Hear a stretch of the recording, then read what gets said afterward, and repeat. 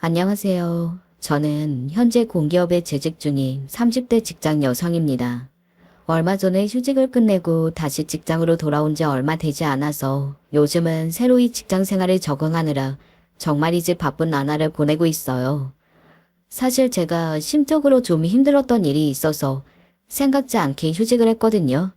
바로 결혼 문제 때문이었습니다. 남들 다들 순탄하게 결혼해서 잘 사는 것 같은데 왜 나는 그게 쉽지가 않은지 싶은 마음에 이런저런 생각이 많았습니다. 그렇게 자주 드는 잡생각에 마음 다잡기 힘들었던 때 자주 들었던 게 바로 이 채널이에요. 사람이 남의 큰일은 잘 와닿지 않아도 자신의 작은 일들은 아주 크게 느낀다고들 하잖아요.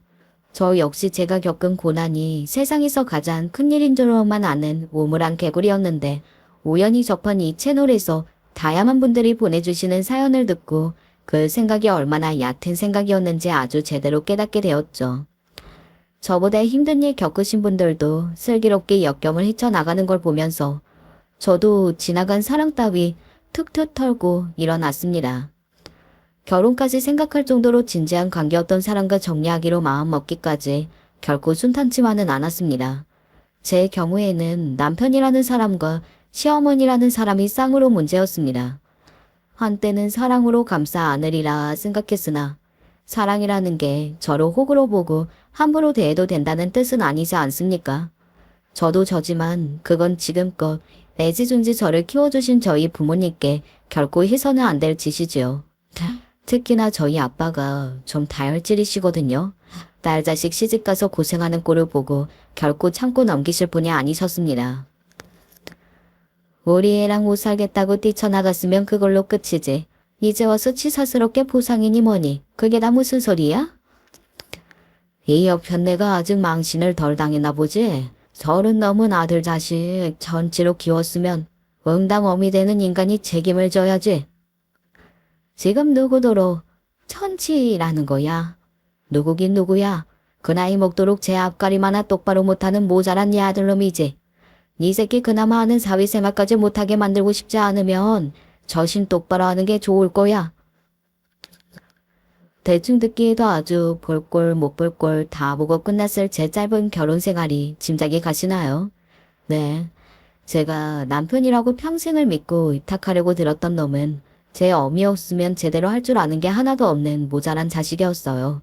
자식 새끼 그 모양으로 키운 저 시어머니라는 작자는 그걸 부끄러워하기는커녕 세상 천지에 당신 아들만한 효자가 없다며 동네 창피한 줄도 모르고 떠벌떠벌 자랑을 늘어놓은 인간이었고요. 저 인간들과 엮인 내내 끊임없이 두통을 달고 살았던 저였습니다. 하지만 최후의 순간에는 그 모든 고난과 역경을 배로 갚아주고 나왔죠. 모질이 남편놈 떨궈내고 탈출에 성공한 제 이야기 지금부터 들려드릴게요. 남편을 처음 만난 건 회사 동네 결혼식장이었습니다. 여러분도 이런 자리에서 은근히 소개팅이나 선주선이 많이 들어온다는 거 혹시 알고 계셨나요? 취직하고 결혼 정년기에 들어서니 지인 결혼식 한번 다녀올 때마다 간간히 좋은 사람 만나보지 않겠냐는 소리를 듣게 되더라고요. 아무래도 회사 동네의 결혼식이다 보니 신랑 신부 지인들도 다니는 회사나 환경 등 조건이 비슷한 경우가 많으니 더 그런 거 아닐까 싶기도 해요. 그날도 예외는 아니었습니다. 결혼식 날 저를 보고 마음에 들었다나 신혼여행에서 돌아온 회사 동료가 자기 지인한테서 다리를 놔달라는 부탁을 받았다고 하더라고요. 사실 제가 그런 식의 만남 제안을 썩 반기지는 않았습니다.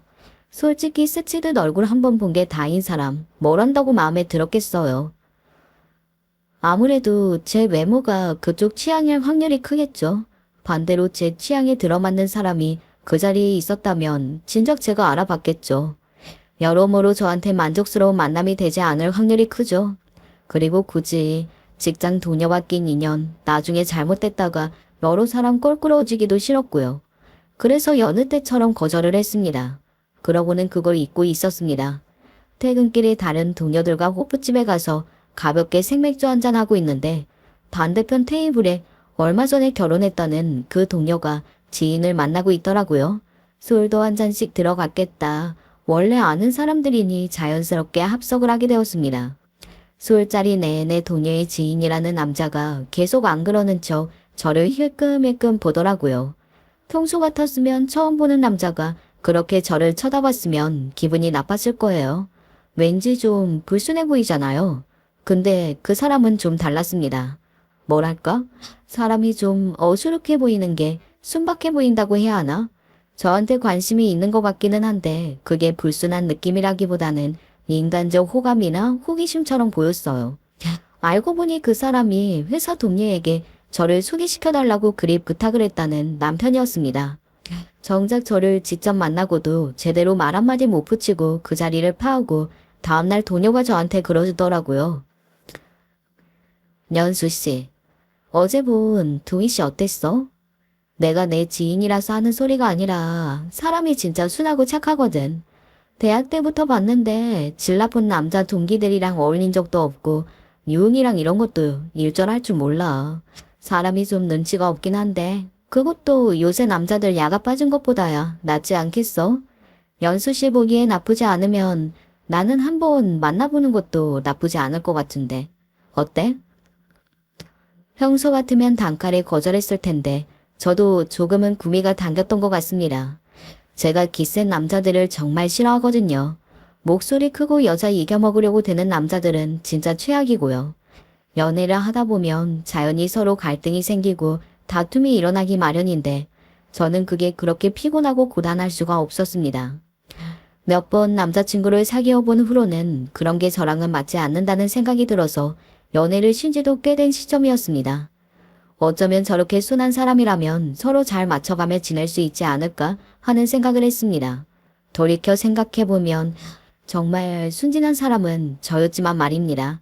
어찌되었든 그렇게 남편과 따로 만나보라는 제안을 덥석 수락하고 말았습니다.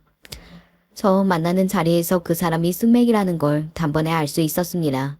전에 호프집에서 보았을 때 그 사람 많은 자리에서도 낯가리는 모습을 보였는데 저랑 단둘이서만 만나니 아주 식은땀을 비오듯 흘리는 그 사람을 보면서 제가 다 민망할 지경이더라고요. 저런 성격으로 무슨 용기가 나서 날 소개시켜달라고 했는지 이해가 안 될 정도였습니다. 그렇게 매력적인 남자로 느껴지지는 않았으나 그래도 사람이 나쁘게 느껴지지는 않았어요. 보나마나 일적으로 만나는 것 말고 연애적으로는 이성을 대해본 일이 별로 없겠구나 하는 티가 나서 그냥 그러려니 하게 되더라고요. 그냥 밥이나 함께 한 걸로 치고 가야겠다 하는데 헤어지는 길에 그 사람이 그러더라고요. 제가 이런 쪽으로 별로 재주가 없다는 건 잘 압니다. 기껏 연수 씨가 귀한 시간 내주셨는데 즐겁게 해드리지 못해서 죄송하고요. 그런데 제가 연수 씨가 너무 마음에 들어서 긴장을 많이 해서 그런 건데 다음에 한 번 더 기회를 주시면 오늘보다 훨씬 나은 모습 보여드릴 수 있어요. 저 한 번만 더 만나주시면 안 될까요? 남자가 너무 목소리 큰 것도 별로였지만 저렇게 너무 말도 제대로 못하는 것도 썩 좋지는 않았습니다. 그런데도 제가 좋아서 긴장을 했다는 것만큼은 진심인 것 같았어요. 평소 같으면 그냥 죄송합니다 하고 말았을 일도 사람이 순하다 못해 짠해 보여서인지 쉽게 입이 안 떨어지더라고요. 그렇게 한 번 볼 걸 두 번 보고 세 번 보다 보니 정말로 처음보다는 그 사람이 저를 편하게 대하는 게 느껴졌습니다. 그 사람이 연애에 서툴러서 그렇지 직장도 대기업에 다니고 있었고 학벌도 나쁘지 않았고 조건이 결코 뒤떨어지는 사람이 아니었습니다. 무엇보다 제 앞에서 긴장해서 허둥대면서도 항상 저를 배려하고 제가 좋아하는 걸 해주려고 노력하는 게 느껴졌어요. 결국 그 사람과 진지하게 만나는 사이가 되었습니다. 예상했던 대로 제가 그 사람의 제대로 된 첫 연애 상대였습니다. 학생 때 데이트 비슷한 걸 몇 번 해보긴 했는데 나가는 족족 그걸로 싱겁게 끝났다고 하더라고요. 사실 그때 그 여학생들의 심정이 이해가 안 가는 건 아니었습니다. 남편은 이성 문제뿐만이 아니라 사람 대하는 일 자체가 서투는 사람이었습니다. 어떻게 대기업 면접까지 합격했는지 의아할 정도였죠. 하는 일이나 나온 학교를 보면 공부머리도 뛰어났을 텐데 말입니다.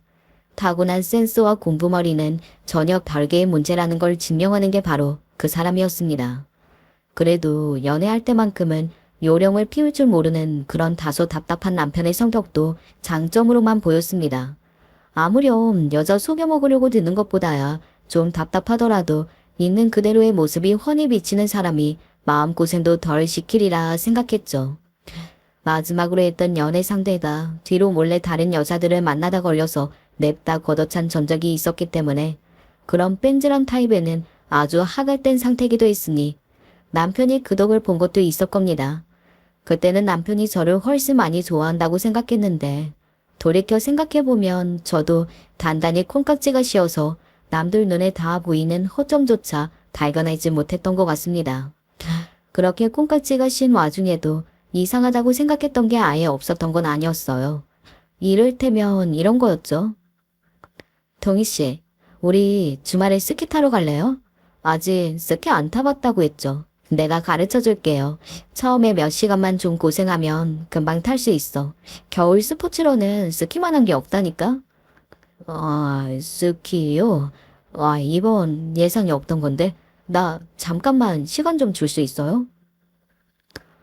분명 제가 뭔가를 제안하면 기쁘게 받아들이기는 한데 제가 갑자기 제안을 하거나 자기가 미리 데이트 계획으로 짜오지 않은 것에 대한 이야기가 나오면 눈에 띄게 당황하더라고요. 처음에는 여자를 만나본 적이 없으니 이런 상황이 당황스러운 건가 싶었는데 그건 아닌 것 같았습니다. 왜냐하면 어지간한 건 전부 저한테 맞춰주려는 사람이었고 딱히 자기 고집이라는 게 없는 사람이었거든요. 그러고 보니 저의 생활 반경 안에서 일상적인 수준에서 할 수 있는 일에는 딱히 거부감이 없었는데 교회로 나가거나 생각보다 데이트 비용이 많이 나오겠다 싶은 일에만 저렇게 반응하더라고요. 다른 사람 같으면 나한테 쓰는 데이트 비용이 아까워져라나 싶을 텐데 저 사람은 또 그런 사람은 아니었습니다. 평소에 씀씀이가 큰 사람은 아니었지만 항상 제게 더 좋은 걸 건네주던 사람이었으니까요. 그러고 보니 동희씨 가계부 쓴다고 있었죠.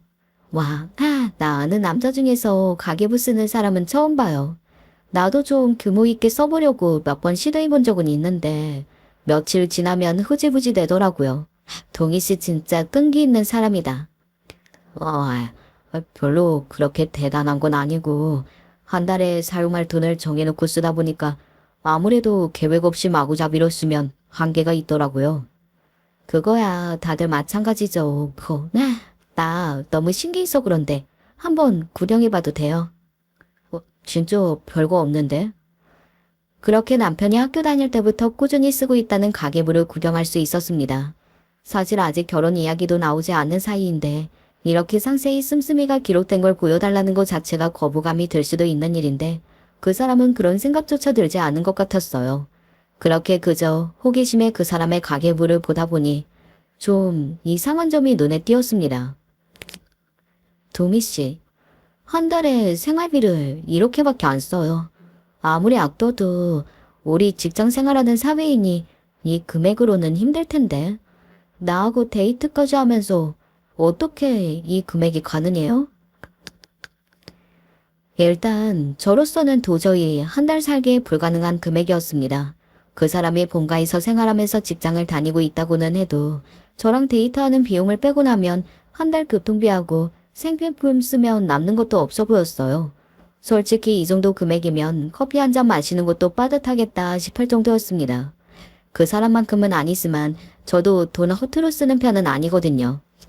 그런데 그런 제 한 달 생활비 절반이 겨우 될까 할 수준이었어요. 물론 돈 아껴 쓰면 좋죠.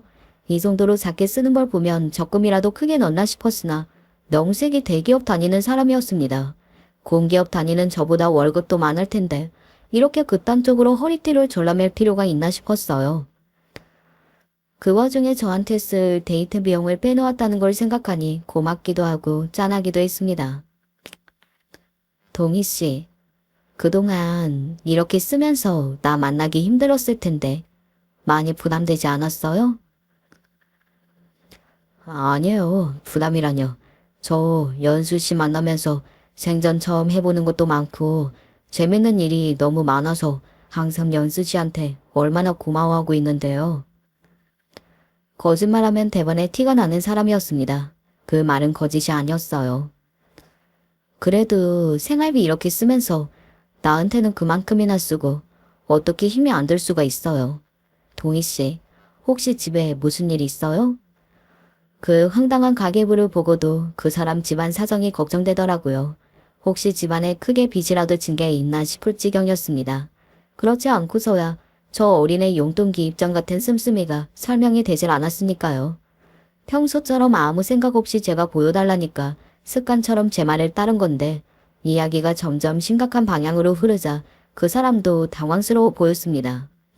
아니, 그게 아니라 남편 얼굴에 얼핏 수치스러운 표정이 스치고 지나갔습니다.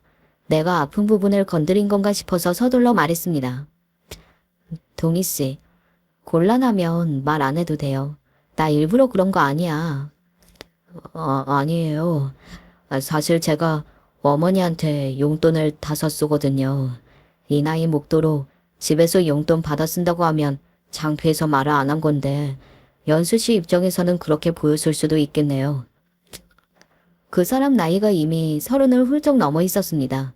사회 초년생이면 또 몰라도 부모님이 자산관리사 전문가가 아닌 이상 30 넘은 성인이 월급을 통째로 어머니께 맡기고 용돈 타 쓰는 사람이 어디 있어요? 그것도 대기업식이나 다닌다는 사람이요. 보통 그런 건 집에 빨대 꽂힌 힘들게 사는 자식들이 몹쓸 부모들한테 당하는 전형적인 수법 아닙니까? 많이 봐준다 쳐도 결혼 전까지는 재산 관리를 부모님께 맡긴 거라고 칩시다. 그렇다고 하더라도 아들이 일상적인 수준의 사회생활을 할 수 있을 정도의 금액은 보장해줘야 하는 거 아니에요? 평소에 워낙 어수룩한 데가 있는 사람이라 그런지 별 걱정이 다 들더라고요. 그럼 동희 씨 수입을 전적으로 어머니께서 관리해주고 계신다는 거예요? 네, 그런 셈이죠. 어머니께서 어떤 방식으로 관리하고 계시는 건지는 동희 씨는 전혀 모르고요. 적금도 붓고 아는 분들이랑 계도하고 하신다는 얘기는 들었는데 솔직히 저는 들어도 잘 모르고요. 제가 그런 쪽으로는 좀 어수룩한 데가 있어서. 그 사람이 그런 부분에만 어수룩한 것은 아니었지만 그런 걸 지적하고 넘어갈 정신도 없었습니다. 하긴 저 사람이 자기 하는 공부나 업무 외에 다른 일들에는 전반적으로 다 서투른 편이기는 했어요. 그렇더라도 이제 엄연히 성인이고 사회인이면 그런 아들을 그대로 내버려두고 월급 봉투째로 가져가 대신 관리해주는 게 아니라 차라리 관리하는 방법을 알려주는 게 맞지 않나요? 저희 집은 제가 취직한 이후로도 부모님께서 제 수입에 일체 관여를 하지 않으셨기 때문에 제 입장에서는 상상도 할 수 없는 일이었습니다. 그럼 우리 데이트 비용은요? 그것도 어머님이 따로 내주신 거예요? 저희 만난다는 말씀 드린 이후로 어머니께서 매달 따로 주고 계세요. 사실 어머니 아시면 너무 섣부르게 기대하실까봐 연수 씨랑 만나는 건 좀 천천히 말씀드리고 싶었는데 어머니께 얘기를 안 하니까 너무 쪼들려서 어쩔 수가 없더라고요. 제가 연수 씨처럼 누굴 진지하게 만난 게 처음이라 어머니께서 많이 기쁘셨는지 제 용돈보다 데이트 비용을 더 많이 주시더라고요. 정말이지 기가 막혔습니다. 데이트 비용이 모자라서 30 넘어 제대로 된 여자친구 처음 사귄다는 소리에 제 어머니한테 했을 그 사람도 기가 막히고 사회생활하는 아들한테 말은 걸레 쥐어짜듯 쥐꼬리만 한 돈 용돈이랍시고 줘놓고 아들 여자친구 생겼다고 신이 나서 데이트 비용 빼줬다는 그 사람 어머니한테도 기가 막히더라고요. 그동안 저 사람한테 제대로 만난 여자가 없었던 게 과연 숫기 없는 저 사람 성격 때문이었을까 하는 의문이 들었습니다. 누군가를 만나고 싶어도 밥이라도 한 끼 먹고 차라도 한 잔 마셔야 뭐가 돼도 될 거 아니에요. 애초에 여자가 꼬일 만한 타입은 아니지만 여자가 꼬이려고 해야 꼬일 수도 없었겠구나 싶었죠. 저와의 데이트 비용과 용돈이라는 생각지도 못한 황당한 문제에 맞닥뜨리고 며칠간 정말로 마음이 심란했습니다. 그 사람이 순박하고 착한 사람이라는 콩깍지가 조금 벗겨지기 시작한 최초의 계기가 아니었나 싶어요. 한동안 연애한다고 신나게 돌아다니던 딸내미 심기가 그리 편치 않다는 걸 저희 부모님들께서 귀신같이 알아채셨습니다. 딸, 요새 영 저기압이네. 남친이 속썩이냐? 제가 외동딸이거든요. 저를 꼭 자기 술친구처럼 대하는 저희 아버지는 딸과의 대화에도 언사에 거침이 없으신 편이었습니다. 어머니께서는 그런 아버지를 아버지로서의 권위라고는 손톱만큼도 없는 경망스러운 사람이라며 늘 아버지의 등짝을 치셨지만 저는 그런 아버지가 나쁘지 않았어요. 두 분 모두 제가 마음을 터놓고 대화할 수 있는 친구 같은 부모님이자 항상 제 입장에서 최선의 답을 함께 찾기 위해 노력해 주시는 조력자이셨습니다. 연애 문제도 예외는 아니었죠. 다른 집에서는 보통 부모님한테 연애 얘기를 잘 안 하는 경우가 많다고 하더라고요. 그런데 저는 학창시절 때부터 워낙 부모님이 먼저 자연스럽게 제 연애 얘기를 꺼내셔서 그런지 그런 부분으로도 크게 감추는 게 없었어요. 그럼에도 이런 황당한 문제는 생각지도 못한 일이어서 말을 꺼내자니 참 민망했습니다. 하지만 다소 다혈질인 저희 아버지는 고민 있는 딸내미가 입 꾹 다물고 있는 꼴은 절대 눈 뜨고 못 보시는 분이셨어요. 아이고, 딸내미 대답 기다리다 아버지 숨 넘어가겠다. 아, 참. 그 사람이 속 썩이는 건 아닌데 이걸 참 뭐라고 해야 할지. 뭔데 그래? 너 혼자 삭히는 것보다야 머리 두 개 더 보태는 게 낫지. 그렇게 마지못해 영 떨어지지 않는 입을 열기 시작했습니다. 얘기 시작부터 애매한 표정을 지으시던 부모님 표정이 남편이 제 어머니로부터 쥐꼬리만한 용돈을 별도로 데이트 비용을 타내기 시작했다는 말에 점점 나빠지시더라고요. 그나마 어머니는 제 눈치를 보느라 표정 관리를 하시는데 아버지 표정은 대번에 와락 구겨져 버렸습니다. 뭐 그런 모자란 놈이 다 있냐. 그놈 그거 고추 떼야겠다. 사내 놈이 그 나이 먹도록 제 지갑 하나 제대로 못 챙겨서 엄마한테 홀랑 뺏겨? 아빠 말 좀. 뭘 내가 뭐 틀린 말했냐. 너도 듣기 영 이상하니까 몇 날 며칠을 기분이 그렇게 찝찝한 거 아니야. 맞는 말이긴 한데 아직 콩깍지가 완전히 벗겨진 상태가 아니라서 그래도 그 사람을 안 좋게 얘기하는 아빠 말에 눈살이 찌푸려졌습니다. 곧 집안의 남편을 인사시켜야 할지도 모르는데 괜히 얘기 꺼냈나 싶은 생각도 들더라고요. 그럼 그게 지금 정상적인 상황이냐고. 막말로 그 모친된다는 양반이 정말로 이때껏 받은 걸 차곡차곡 적금 들어 모아두고 있을지 자기 갯돈으로 홀랑 날려먹었는지 알게 뭐냐고. 너 부모라고 다 같은 부모가 아니다. 가정이 다 우리 집 가정 같지만은 않다고. 설마 그렇게까지 하시게 했겠어? 아 진짜 괜히 얘기했어. 네 아빠가 말을 좀 세게 하긴 했는데 엄마도 좀 그래. 어머니 되시는 분이 관리를 잘 해주셨다고 해도 그건 그거대로 문제야. 너 지금 만나는 사람 그냥 가볍게 사귀려고만 하는 거 아닐 거 아니야. 지금 상황이면 네 남자친구 경제력을 전적으로 어머니가 틀어쥐고 있다는 뜻인데 아들이 결혼한다고 해서 갑자기 그걸 넘겨주시려고 하겠어? 지금껏 해오신 게 있는데? 사실 저도 그 생각을 해보지 않은 게 아니었기에 수심은 더욱 깊어졌습니다.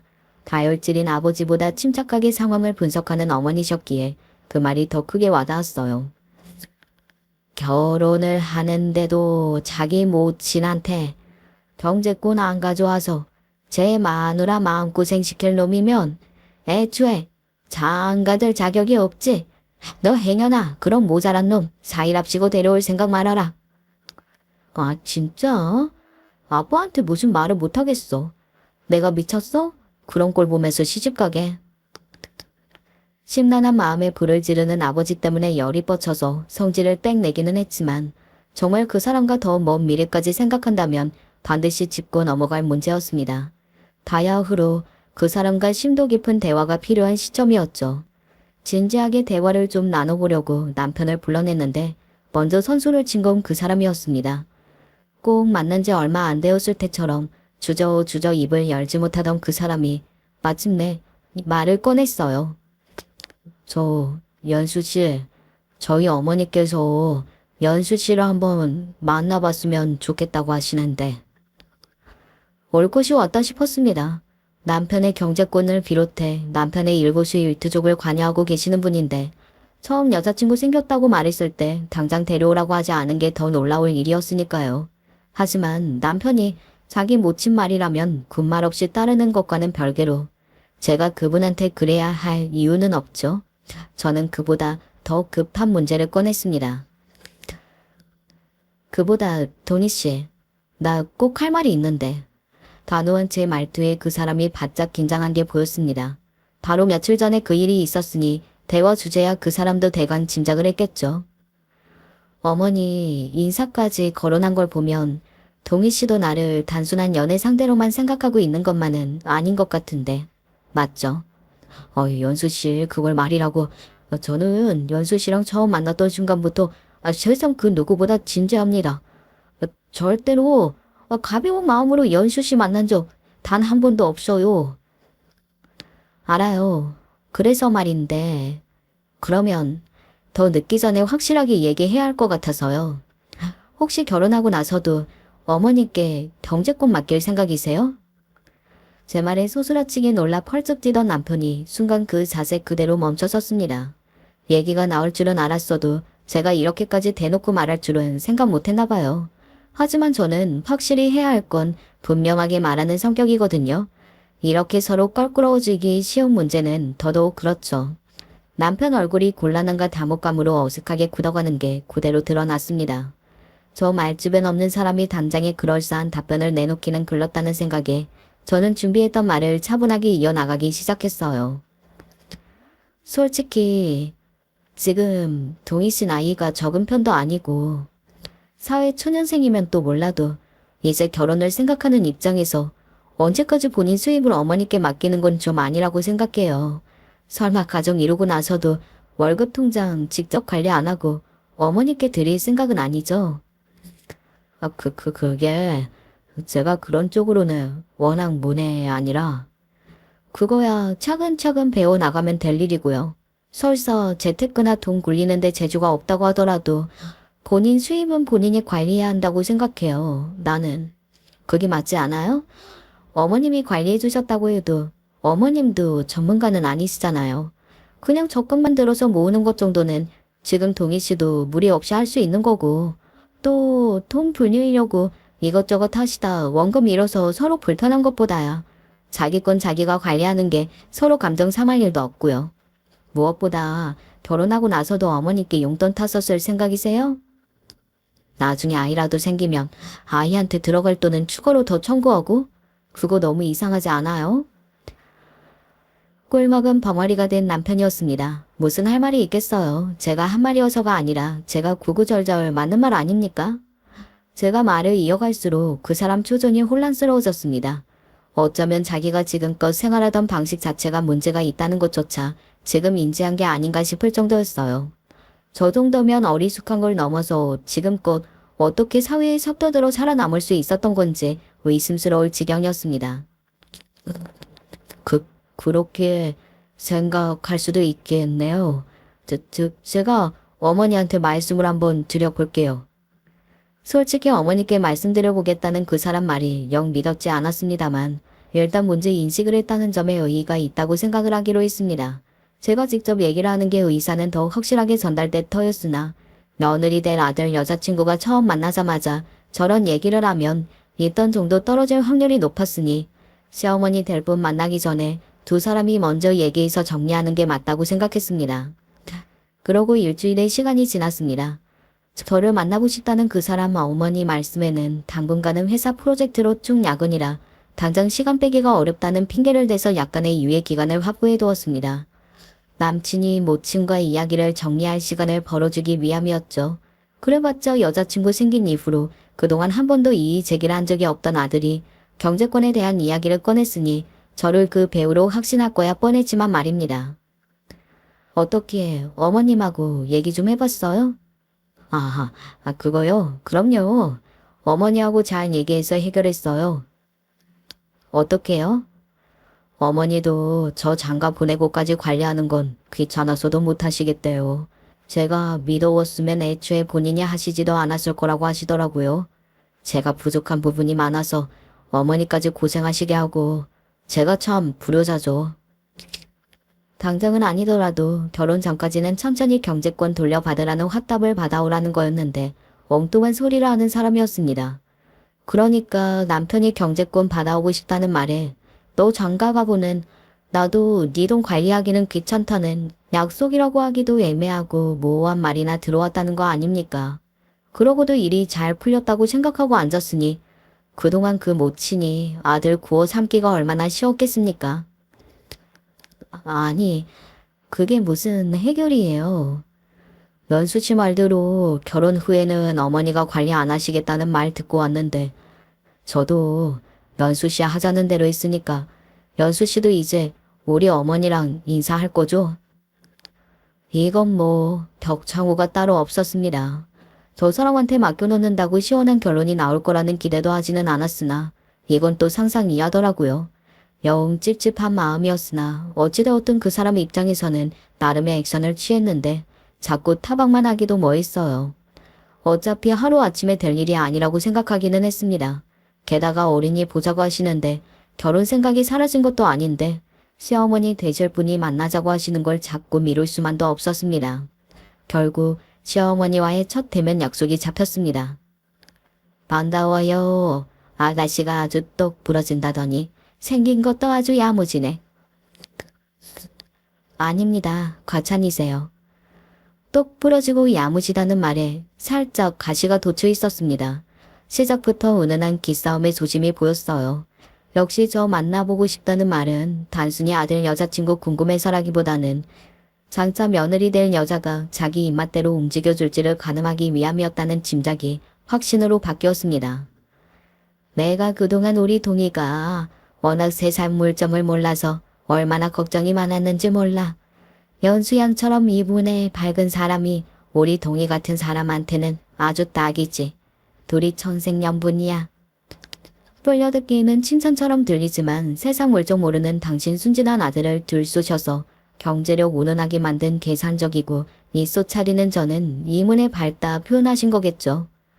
그러면서도 저랑 아드님을 결혼시키지 않을 생각은 추호도 없으신 것 같다는 것도 좀 기가 막혔습니다. 아무렴요. 당신도 저런 당신 자식이 걱정스럽지 않았겠습니까? 다소 얄미워도 당신 아들 같은 인물에게는 저 같은 며느리가 낫다는 계산을 떠마치신 모양이었어요. 시어머니 될 분의 첫인상은 결코 만만한 상대가 아니라는 것이었습니다. 어떻게 저런 분 밑에서 저런 아들이 나왔을까 싶을 정도였어요. 시어머니 끼가 조금만 아들한테 내려왔으면 좋았을 텐데 자식이란 참 알다가도 모를 존재인가 봅니다. 영 석연치 않은 시어머니와의 첫 대면이었으나 그 이후로는 딱히 제게 날세우신 적도 없고 저희 부모님 만난 자리에서도 상식적인 모습만을 보이시는 시어머니셨어요. 솔직히 그날 저렇게 만난 이후로 다른 문제가 생겼더라면 결혼은 다시 생각해볼 계산까지 하고 있었던 터라 의외로 별 문제 없이 무르르듯 결혼이 진행되어서 슬슬 안심하기 시작했습니다. 네, 제가 당심했음을 인정합니다. 사람이 하루아침에 본성이 변하는 게 아닌데 좀 잠잠해졌다고 해서 마치 모든 문제가 해결되기라도 한 것처럼 상황을 가볍게 여긴 것이 제게 결국 부메랑이 되어 돌아왔으니까요. 남편도 저처럼 외동이었습니다. 남편이 어릴 적에 일찌감치 시아버지께서 돌아가셔서 시댁의 식구라고는 시어머니와 남편이 전부였죠. 즉 시어머니만 제게 태클을 걸지 않으시면 제가 신경 쓸 만한 일이 없었습니다. 저희 결혼 준비도 당초 제 예상과는 다르게 순조롭게 진행된 원인이기도 하죠. 시어머니 입장에서는 어떻게든 저희 결혼만 시켜놓으면 나머지는 자기 입맛대로 휘두를 수 있을 거라고 생각하셨던 모양입니다. 그렇게 저는 아버지 손을 잡고 결혼식장에 입장을 하게 되었습니다. 사실 저희 아버지는 처음부터 일관되게 남편을 마음에 들어하지 않으셨습니다. 처음에 제가 남편에 대한 고민거리를 털어넣었을 때부터 그 황당한 사안에 사이가 될 사람이 마음에 차지 않으셨겠지만 직접 인사드리러 온 그 사람을 보고 부정적인 인상이 확 굳어진 것 같았어요. 부침성이라고는 병아리 눈물만큼도 없는 그 사람이 저희 부모님 만난 자리라고 그러지 않았겠어요? 사윗감이라고 나온 왜소한 남자가 말도 또박또박 못해서 식은땀을 삐질삐질 흘리고 있는데 아버지 성에 차는 게 더 말도 안 되는 일이었습니다. 늘 스스로를 남자 중에 남자로 자처하시며 아버지 이기지 못할 만한 놈은 사윗감으로 데리고 올 생각도 하지 말라는 소리를 저 어릴 때부터 귀에 못이 박히도록 하시던 분이셨어요. 저 소심하게 짝이 없는 놈이 내 하나뿐인 딸 자식 남편 될 인사라고 생각하니 기가 막히셨겠죠. 어릴 땐 남자 보는 눈이 머리 꼭대기에 달려서 시집 못 갈까봐 걱정했더니 정작 데려온 게 저런 놈이라니. 여보, 그렇게 말 가려 하라니까. 남자랍시고 내 말 찍어 누르려는 놈보다야 나한테는 내 말 잘 듣는 동희 씨가 딱이야. 그러니까 벌써부터 사위 구박할 생각 말아요. 노골적으로 마음에 안 드는 티를 내는데 그 기약한 사람이 저희 아버지 앞에서 어깨나 한번 제대로 폈겠습니까? 그저 남편이 안쓰러우면서도 그럴수록 좀 당당한 모습을 보여서 아버지한테 점수를 땄으면 싶은데 여전히 미덥지 못한 모습을 보이는 그 사람이 저도 좀 못마땅한 기분이 들었습니다. 이러나 저러나 해도 직장에 들어갈 때까지도 적어도 저 사람이 내 말 안 들어서 속썩일 일은 없으리라 생각했기에 결국 결혼식까지 무사히 치러졌습니다. 솔직히 하루 만에 끝난 결혼식에 큰돈 들이고 싶지 않아서 결혼식은 최대한 간소하게 치렀습니다. 결혼식 비용으로 아낀 돈을 신혼여행에 최대한 보태자고 남편과 이미 합의를 했거든요. 결혼 전까지 데이트할 때 데이트 비용을 따로 써야 하는 남편이었으니 해외여행이라고는 일절 해본 적이 없었습니다. 남편 생애 첫 해외여행인데 이왕 하는 거 제대로 가고 싶어 좀 무리를 했죠. 신혼여행지에서는 남편과 정말 즐겁게 보냈습니다.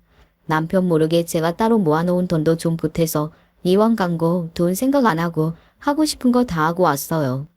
남편 역시 첫 해외여행이 여간 좋은 게 아니었는지 그 사람 표정이 그렇게 환했던 적이 없었습니다. 나 연수 씨랑 결혼하길 정말 잘한 것 같아요. 살면서 나한테 이런 호사를 부리는 날이 올 거라고는 정말 생각도 못했어.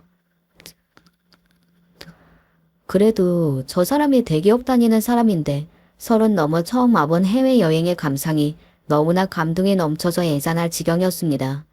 앞으로 돈 들어갈 때 천지이니 지금처럼 원 없이 쓰지는 못하겠지만 그래도 우리 두 사람 벌이 정도면 2, 3년에 한 번쯤은 해외여행도 한 번씩 하면서 그간 누리지 못한 것들 누리며 살게 해주리라 다짐했죠. 그렇게 실컷 잘 놀고 귀국을 했습니다. 먼저 저희 집에 인사를 드렸습니다. 이제는 정말로 사이가 된 그 사람을 아버지도 전보다 누그러진 태도로 맞이해 주셨어요. 저희 아버지가 감정 표현이 좀 직설적이긴 해도 자기 사람한테는 참 잘하는 분이시거든요. 이제 빼도 박도 못하게 사이가 되었으니 다소 마음에 차지 않더라도 남편을 받아들이겠다는 아버지 뜻을 알아챌 수 있었습니다. 나는 우리한테는 뭐 어떻게 해달라 이런 건 바라는 거 없어. 그저 우리 딸 살면서 속 썩고 마음고생할 일만 없게 부디 마음 편히 살 수 있게만 해준다면 난 그걸로 고맙네. 그저 딸 자식의 행복만을 바라는 부모님이셨습니다. 내가 진짜 유부녀가 되었구나 하는 실감이 들면서 아버지 마음 씀씀이에 눈물이 찔끔 났습니다. 그렇게 아쉬운 발걸음을 뒤로하고 시댁으로 향했죠. 어머님, 저희 왔어요. 그래도 결혼 준비하는 동안 시어머니와 조금은 가까워졌다고 생각했는데 신혼여행 갔다 돌아오는 아들 내외를 맞이하는 시어머니 표정이 싸늘했습니다. 글쎄 뭔가 문제가 생긴 건가 싶어 저도 모르게 눈치를 보게 되더라고요. 그래, 맞구나. 그러고는 한참을 말씀이 없으신 시어머니였습니다. 그래도 며느리가 되고 처음으로 온 시댁인데 물 한 잔 내어주지 않으시고 꼿꼿한 자세로 저를 쏘아보시더라고요. 처음 만날 때 은근한 눈총과는 비교도 되지 않을 정도로 고압적인 태도였습니다. 너희들 신혼여행은 재미있었니? 그럼요. 살면서 그렇게 즐거운 적이 없었어요. 그랬겠지. 돈을 길바닥에 그렇게 펑펑 흩뿌리고 다녔으니. 노골적인 비난의 어투에 남편과 저 둘 다 모두 박싹 얼어붙었습니다. 시어머니는 당신 아들보다 이제 갓 며느리가 된 저를 더 쏘아부었습니다. 너 우리 집에 시집 오기도 전에 동이 들쑤셔서 경제권을 넘겨달라느니 어쩌느니 이간질을 해대더니 내 아들이 번 돈 이렇게 펑펑 써대려고 그런 거였어? 황당하기 짝이 없는 말이었습니다. 저희 신혼여행 자금은 본래 결혼했던 결혼 자금을 빼서 쓴 거였기 때문에 따로 추가적인 비용이 발생한 건 아니었어요. 게다가 남편 몰래 남편을 위해 준비했던 소소한 이벤트들은 다 제 개인 자금이었고요. 한마디로 벌써부터 남편도 떼쓴다는 억울한 비난을 받을 이유가 없었습니다. 어머님, 뭔가 오해가 있으신 것 같네요. 신혼여행 비용은 동희 씨랑 사전에 합의가 다 되어 있었던 거고요. 그 외에 추가 비용은 제 돈으로 해결했어요. 그리고 동희 씨가 번 돈을 펑펑 쓰다뇨?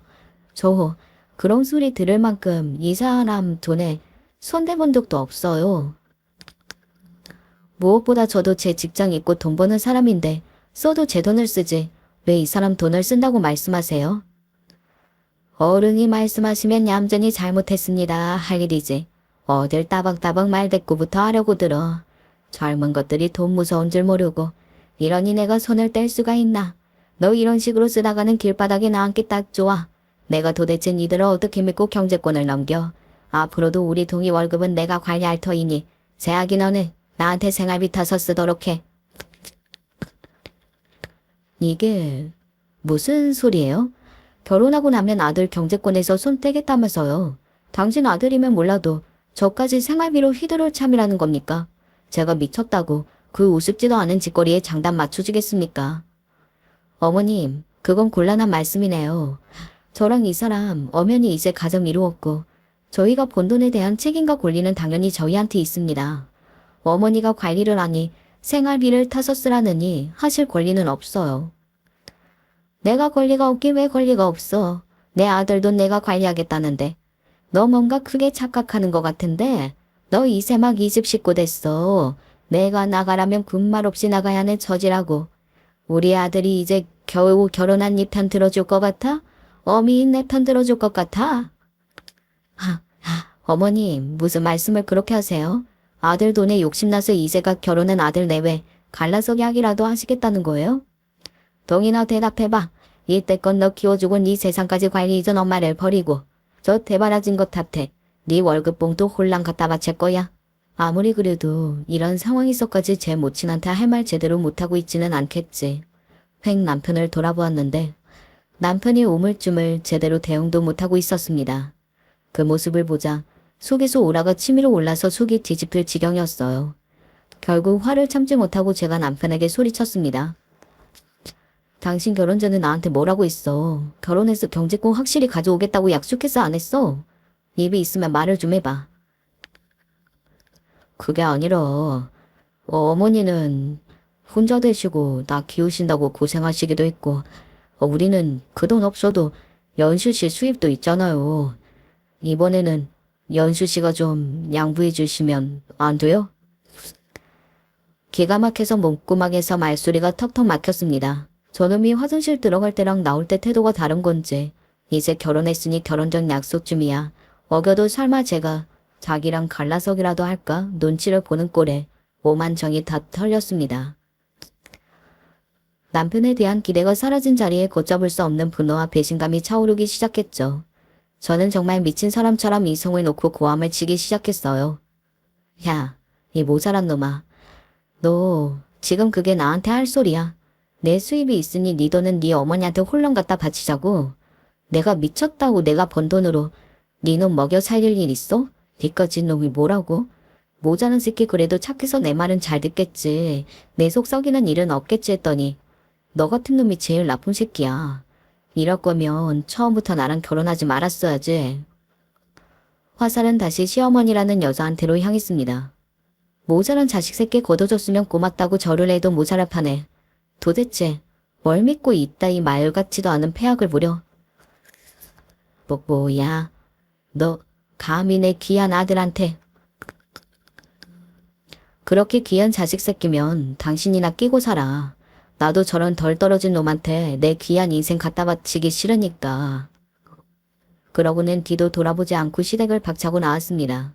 신혼여행 때까지만 해도 세상 둘도 없는 다정한 부부로 살 수 있으리라 믿어 의심치 않았는데 이렇게 한순간에 배신을 당할 수 있다는 게 믿기지가 않았습니다. 저런 놈에게 낭비할 시간과 제 감정이 너무 아까워서 눈물이 줄줄 흘러내렸어요. 그 길로 곧장 친정으로 향했습니다. 그때는 너무나도 세상이 무너지는 것만 같아 부모님이 걱정하실 건 생각도 못하고 그저 우리 엄마 아빠 품에 안기고만 싶었습니다.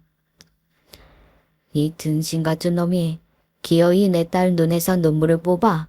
결혼한 지 얼마나 됐다고 감히 이 사단을 내? 네 이놈을 당장이 쳐 죽여야. 아빠, 나 그런 놈이랑 절대로 못 살아. 안 살아. 당연하지.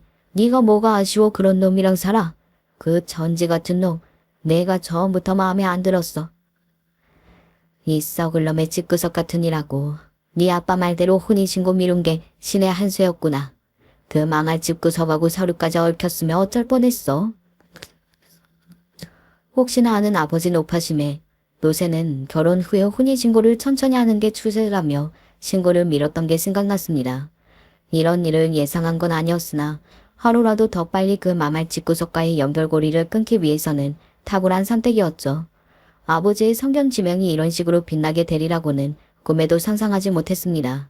그날 두 눈이 퉁퉁 붓고 목이 다 쉴 때까지 어머니 아버지 품에서 실컷 울어 제끼고는 언제 잠이 든 줄도 모르게 깊은 잠에 빠져들었습니다. 다음날 그 전날 일어난 사건의 여파로 해가 중천에 뜰 때까지 자고 있었는데 본가 대문 밖에서 소란이 일었습니다. 하도 울어 잘 뜨지도 않는 눈을 들어보니 시어머니가 저희 집 대문 앞에서 고래고래 소리를 질러대고 있었습니다. 우리 애랑 못 살겠다고 뛰쳐나간 건 대개 딸인데 왜 남의 집 귀한 아들 직장까지 쫓아가서 행패를 부려. 우리 애가 뭘 그렇게 잘못했다고? 엄마. 저게 다 무슨 소리야? 무슨 소리겠어. 네 아빠가 너 이 꼴 만든 걸 보고도 그놈을 가만히 둘 줄 알았어? 오전에 그놈 회사에 가서 아빠가 아주 뒤집어 놨다. 저희 아빠 성격이 조용히 넘어가지 않을 거라고는 생각했지만 벌써 실행에 옮기실 줄은 몰랐기에 저도 좀 당황했습니다. 회사 출근 시간에 로비에서 남편 놈을 붙잡아 놓고는 온 회사 직원들이 다 보는 앞에서 놈 기싸대기로 후려치고는 아주 망신도 그런 망신이 없을 정도로 잡돌이를 했다고 합니다. 이 모자란 놈이 제정신 나간 어미 하나를 못 막아서 결혼하자마자 내 딸을 배신하고 상처를 줘? 언감생심 귀한 딸을 내어줬더니 제 어미한테 월급 봉투 홀랑 갖다 바치고 내 딸한테 감히 빨대를 보주려고 들어? 이 기둥서방만도 못한 놈. 제 마누라 등골이라 뽑아먹는 기생충 같은 놈. 너 같은 놈은 엄한 여자 팔자 망칠 생각 말고 네 어미 젖이나 빨고 살아. 저희 아버지 목소리가 보통 큰 게 아니거든요. 개차 화통 삶아 먹었냐고 어머니한텐 늘 타박받던 목청이 빛을 발할 때였습니다. 그놈, 그 소심한 성격에 그렇게 공개적으로 망신을 당해놓고 고개도 못 들고 있을 게 뻔했습니다. 마음이 비랑결인 우리 애가 얼마나 상처를 받았는지 알아? 이 망신을 당하고 더는 회사 못 다닌다며 지금 집에 틀어박혔어. 그것도 모자라 내용증명까지 보내? 결혼하는데 든 돈을 왜 우리가 물어내? 과토는 대개 딸이 냈는데. 그 말에 안방에 계시던 아버지께서 무서운 기사로 밖으로 튀어나가셨습니다. 저러다 저 여자를 패 죽이기라도 할까봐 저와 어머니도 헐레벌떡 그 뒤를 따랐죠. 이 정신나간 옆에 내가 어디서 행패야? 자식 새끼 등신 새끼로 키워놓고 장피한 줄도 모르고 돈에 환장해서 네 아들 결혼 네가 말아먹었으니 당연히 대기 물어내야지. 남의 집 귀한 딸 가슴에 상처 내놓고 내가 가만히 있을 줄 알았어?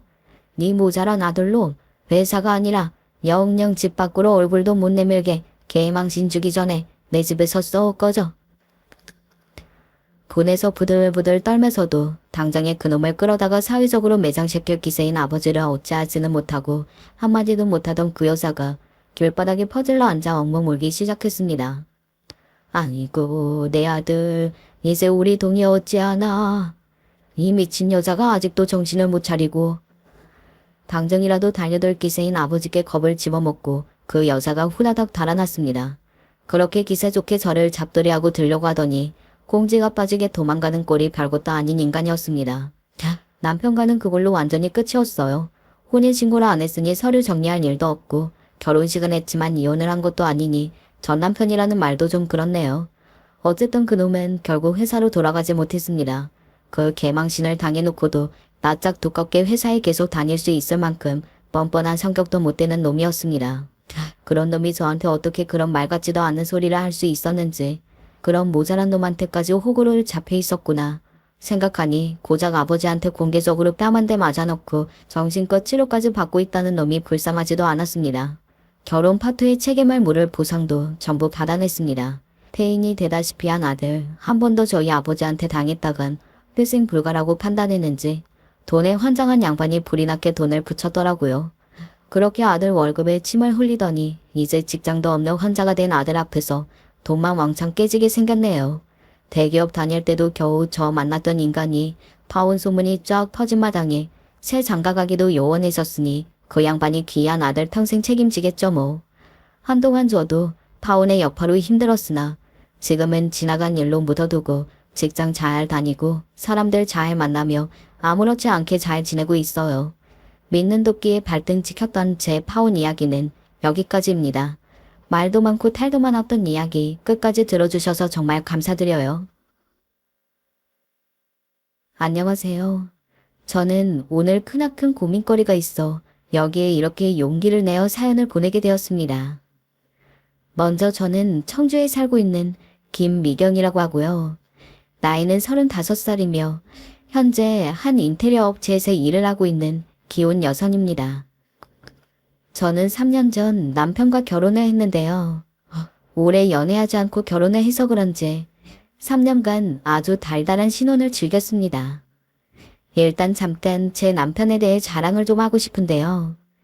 제 남편을 소개하자면 남편은 먼저 키도 크고 얼굴도 훤칠하고요. 성격도 다정하고 자상하여 직장에 있을 때도 밥은 먹었는지 오늘은 어떤지 상사가 힘들게 하진 않았는지 하루에도 몇 번씩이나 확인해주곤 했습니다. 그래서 남편과 전화를 하고 있을 때면 동료들의 부러움 섞인 질투를 많이 받곤 했어요.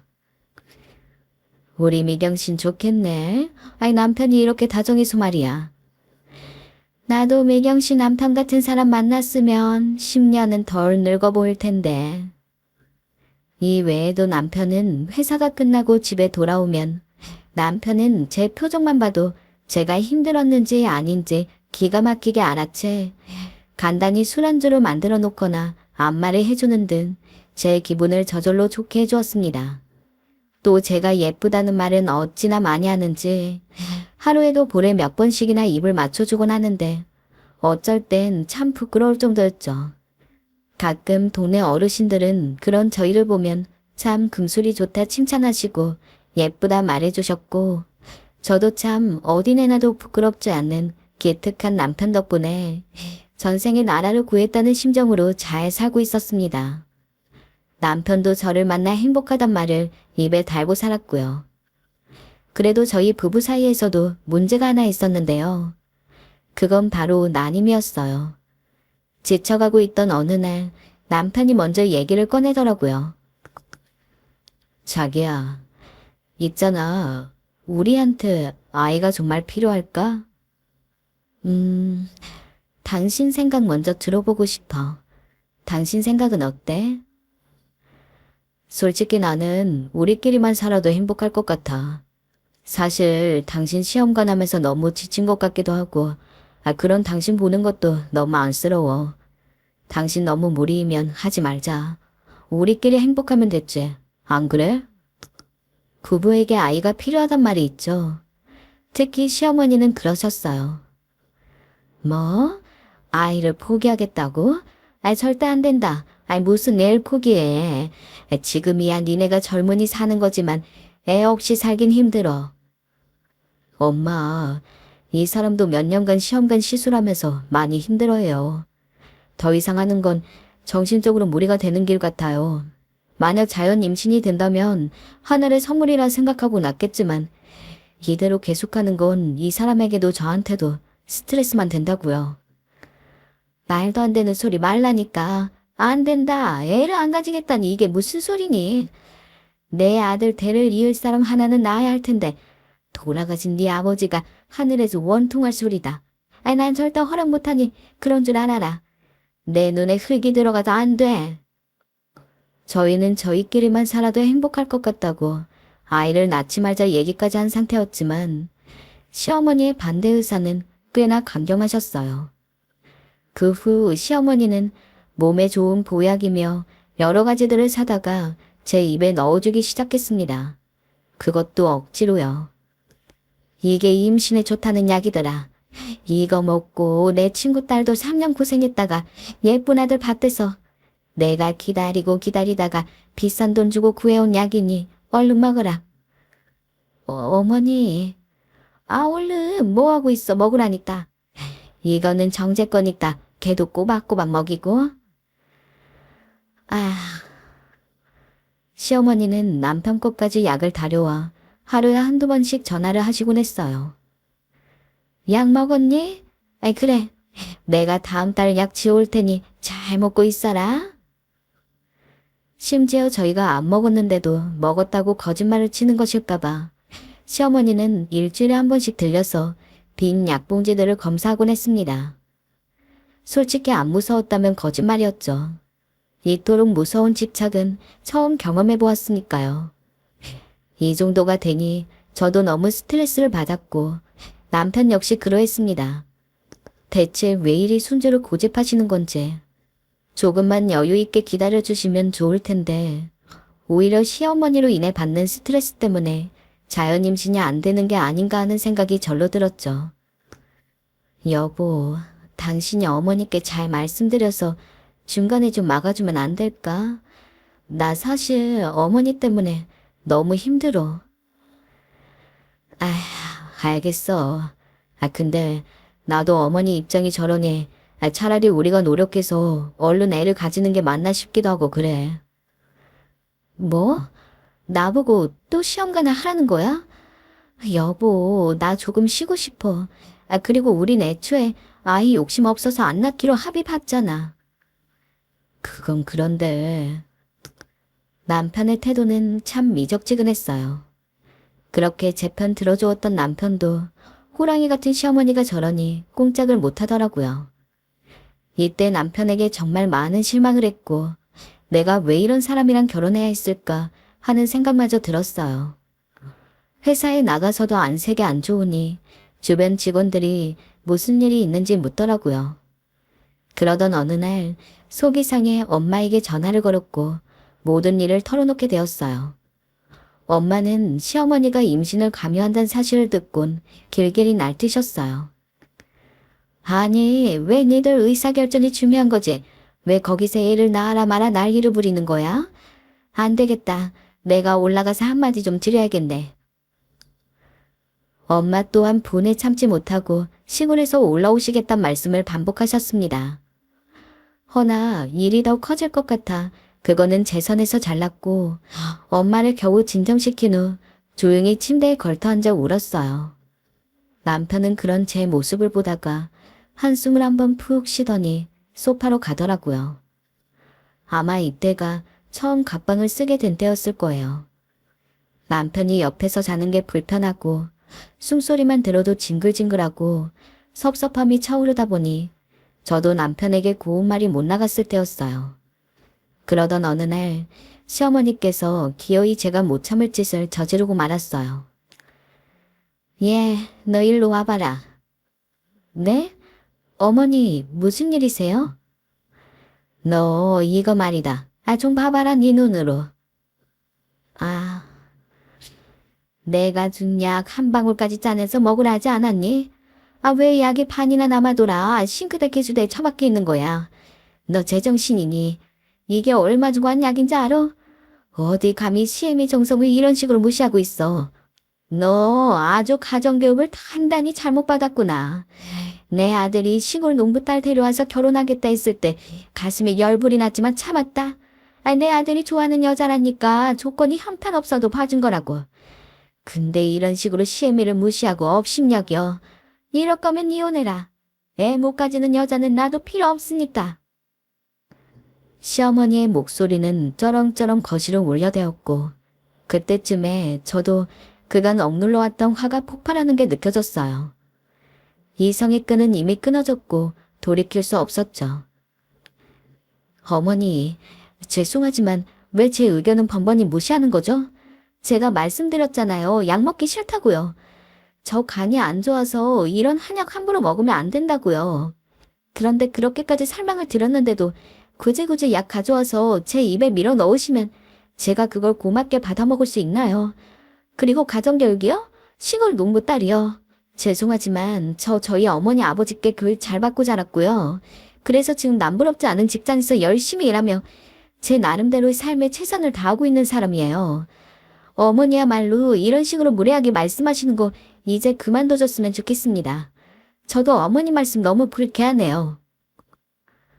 또박또박 하나하나 짚어가며 말을 하자 시어머니는 입술을 꼭 깨물더니 저를 죽일 듯이 노려보았어요. 그러더니 어디론가 전화를 거셨습니다. 바로 남편이었죠. 그래 청재야, 나다. 니들 이혼해라. 나 얘 성질 못 맞추고 살겠어. 어디 이런 애가 다 있어. 어머니, 우선 진정하시고요. 무슨 일이 있었는지 말씀해 보세요. 나는 그냥 얘가 내가 준 약을 안 먹었길래 그게 싫어서 뭐라며 한마디 한 건데 세상에 그걸 가지고 아이고 서러워. 정재 아빠, 내가 며느리한테 이런 취급받으며 살아요. 내가 이 나이 먹고 이러고 산다고. 눈으로 보고도 못 믿을 광경이었습니다. 저희 친정까지 욕하시며 온갖 막말 쏟아내시던 분이 남편에게 전화해선 거의 오열할 기세로 일방적으로 제 욕을 하고 있었습니다. 남편은 일단 시어머니가 울자 당황했는지 서둘러 회사를 마치고 집에 돌아왔어요. 하지만 사태는 진정될 기미가 보이지 않았죠. 시어머니는 바닥에 철푸덕 엎어져 울고 있었고 전 기가 찬 눈으로 시어머니를 보고 있었으니까요. 남편은 무슨 상황인지도 모르면서 제게 그러더군요. 여보, 아무리 그래도 우리 엄마한테 말이 좀 심했던 것 같네. 당신이 사과해. 엄마는 그냥 자기가 걱정되니까 임신이 안 될까봐 그러셨던 건데. 남편의 그 말에 기가 차 이젠 말도 안 나올 지경이었어요.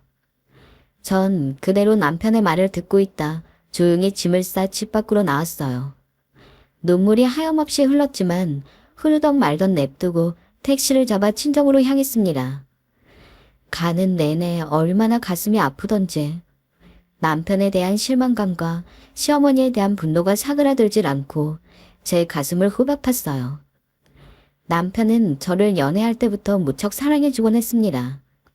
특히나 저를 이렇게 어여뻐 해주는 데는 그 사랑 안엔 조금의 연민도 있었어요.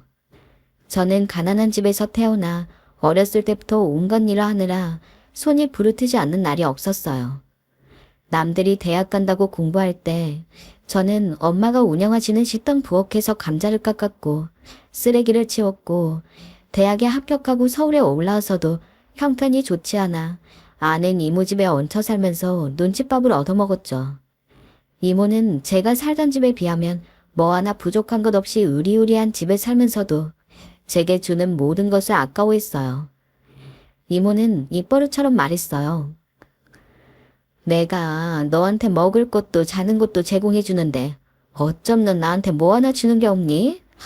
아니 눈치라는 게 있으면 가서 밥도 좀 짓고 빨래도 하고 해야 할 거 아니야. 하숙하는 주제에 아무것도 안 하려들면 되겠니? 그 말이 그렇게 듣기가 싫었지만 나가서 살자니 돈이 없어. 저는 이모에게 내쫓기지 않기 위해 예쁨을 받기 위해 밥도 눈치껏 먹었고 시키지 않는 집안일도 다 도맡아 해야 했습니다. 정말 비참했어요. 사실상 가족이라기보다는 거의 그 집의 종이나 다름없었죠. 이모는 그걸 알면서도 저를 계속 부려먹었고요. 그러다 이모의 그늘에서 벗어나 드디어 회사에 들어갔고 그러면서 남편을 만났어요. 남편은 제가 부담스럽지 않게 천천히 제게 다가와 주었고 제가 싫어하는 저의 모습까지도 좋아해 주었어요. 또 저의 지난 인생 이야기를 세심히 들어주었고 위로해 주었고 제가 살아온 삶을 안아주려 했어요. 그렇게 남편은 낯선 타향살이 속에 짙어가던 제 마음의 한 줄기 빛이 되어 주었습니다. 저는 자연스레 그런 남편에게 믿음이 갔고 이 사람이라면 정말 행복해질 수 있겠다는 생각이 들어 연애를 시작했어요. 연애를 하면선 점점 이 사람이 정말 깊은 마음을 가진 사람이란 걸 알게 되었고 책임감도 강해 결혼을 약속해도 좋은 사람이란 걸 알게 되었어요. 무엇보다 저를 떠나지 않을 사람이라는 확신이 들었어요. 그래서 저는 남편의 청혼을 받아들였고 우린 함께 같이 행복을 만들어 나가기로 약속했습니다. 그런데 그런 남편이 시댁 일에선 이렇게 돌변하니 이건 상상도 못했던 일이었어요. 리경아, 넌 불안하지 않아? 니네 시어머니 걱정.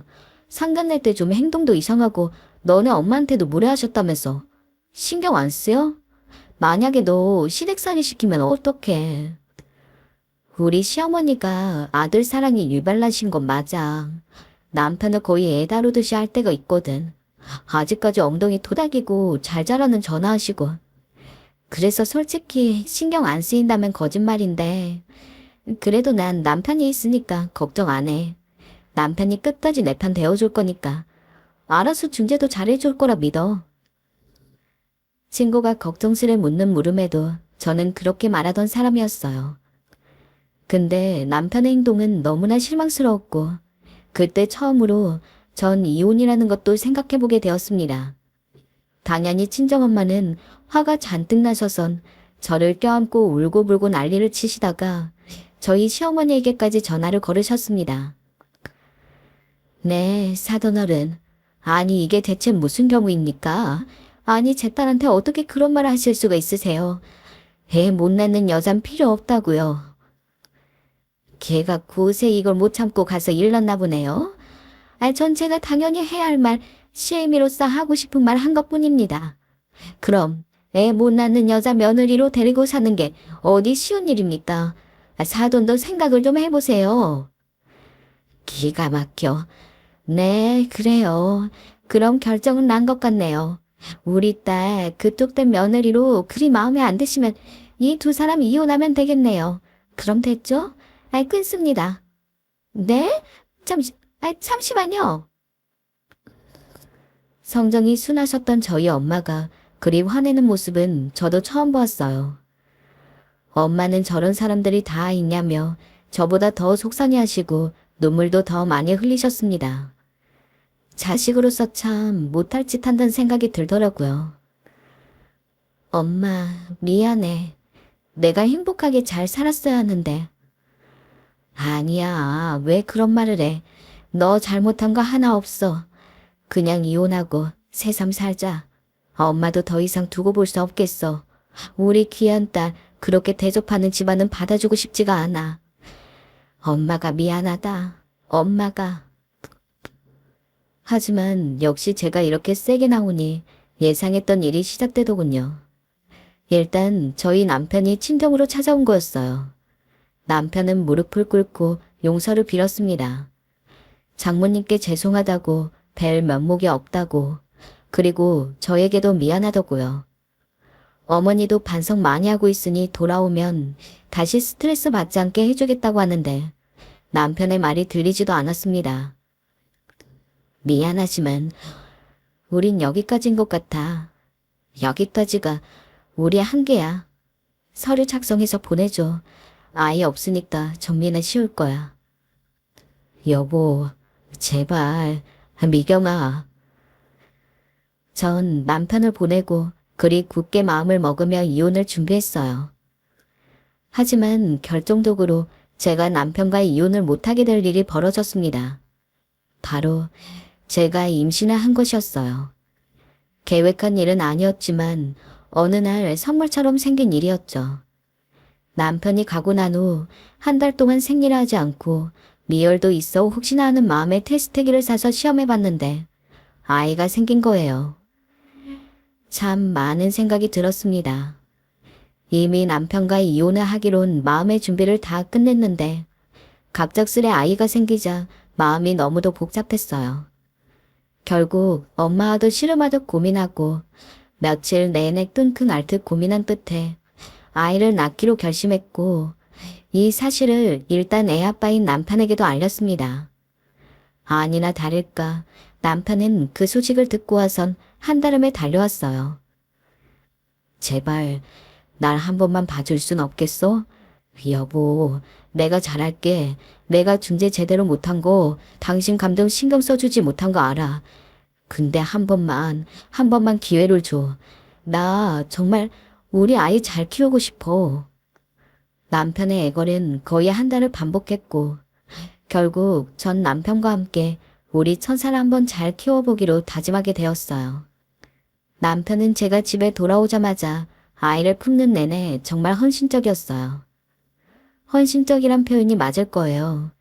그 어떤 말도 조심하려 했고 제 기분을 건드리지 않기 위해 많이도 애썼습니다. 아마 제가 아이를 들고 도망갈까 걱정이 된 거였겠죠. 저희 부부 사이에 이혼이란 불화의 씨앗을 던져주고 간 시어머니는 그저 가끔 안부 문자로만 제게 연락하셨습니다. 지난 일은 다 잊자라는 문자라던가 태교에 대한 이야기들을 보내셨죠. 하지만 지난 앙금이 남아있던 터라 그런 문자들은 모조리 무시해버리고 답도 일치하지 않았어요. 남편도 이에 대해 아무런 말을 하지 않았고요. 명절날 가끔 시어머니를 뵈러 가야 할 때가 있었지만 저도 시어머니도 별로 대화 자체를 하지 않았죠. 남편은 불편한 듯 했지만 전 그런 분위기가 솔직히 편했습니다. 남편과의 관계는 조금씩 회복되었어요.